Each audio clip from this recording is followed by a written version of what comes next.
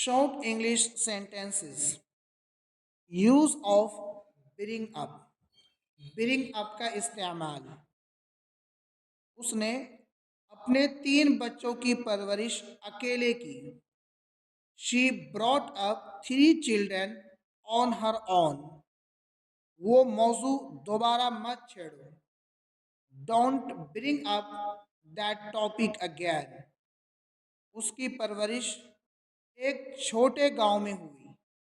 He was brought up in a small village. उसने meeting में एक अहम मसला उठाया। She brought up an important issue in the meeting. वालिदैन को अपने बच्चों की परवरिश मोहब्बत से करनी चाहिए। Parents should bring up their children with love.